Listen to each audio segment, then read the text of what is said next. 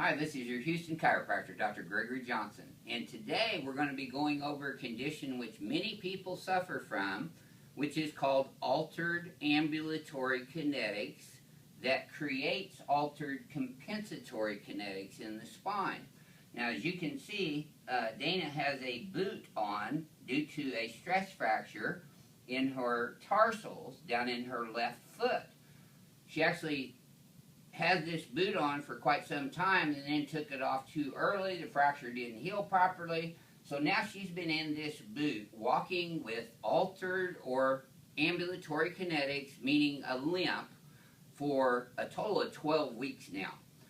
And she's got a lot of spinal distortions, which are compensatory kinetics, due to walking funny on this. And I'm going to show you how she's walking. So we're going to come out in the hall here and watch her walk down the hallway. Hang on one second here. Just face that one. Go down now. Hang on one sec, though. Yeah, come on out here, Renee. I gotta get. Yeah. So we're going to watch her walk down the hallway and just walk in what you would normally walk. Now, as you can see, she's limping quite a bit in doing that. And go ahead and just walk back normal for you. Now, you can see that she changes and shifts her weight from side to side as we're doing this. So we're going to come in here and we're going to check her posture now.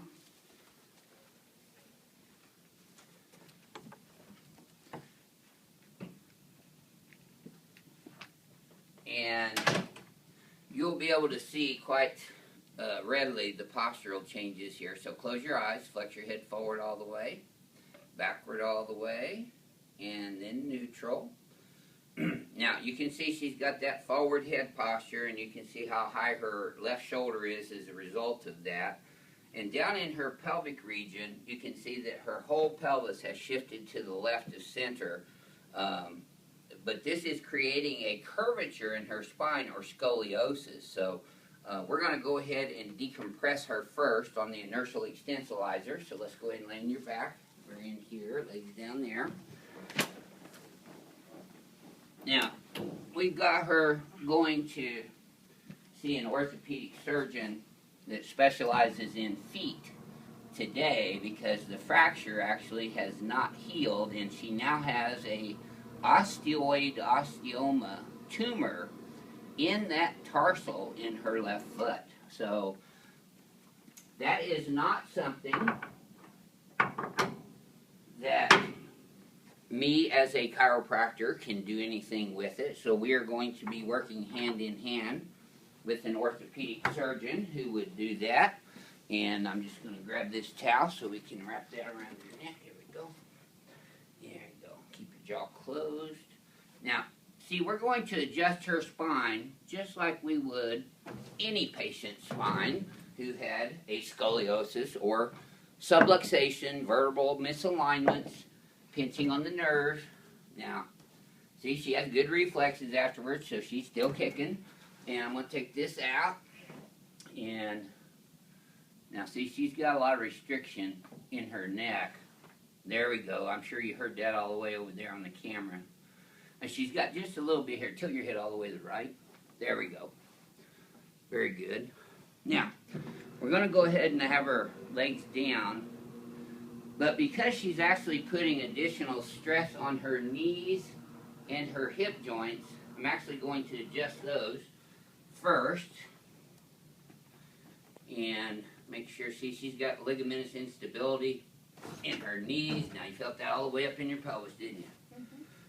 Now, on this side, we have to be very careful, of course, because of the fracture itself. So I get up above that, and I'm contacting right at the knee. There we go. Same thing, adjusting her knees and her hips simultaneously. Good. Now let's have you roll over and come over on this table. And we're going to have her lay face down. Now, we can't really do a leg check length on this patient because of her huge boot. But, as you can see, she's got an inch difference in the height of the right leg compared to the boot on the left leg. Now, when I bring her legs up, you can see, actually, that even gets closer, about a half an inch.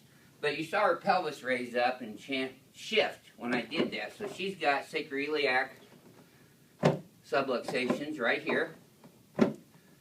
She also has sacrum, which is the middle triangular shaped bone in the middle, out of place.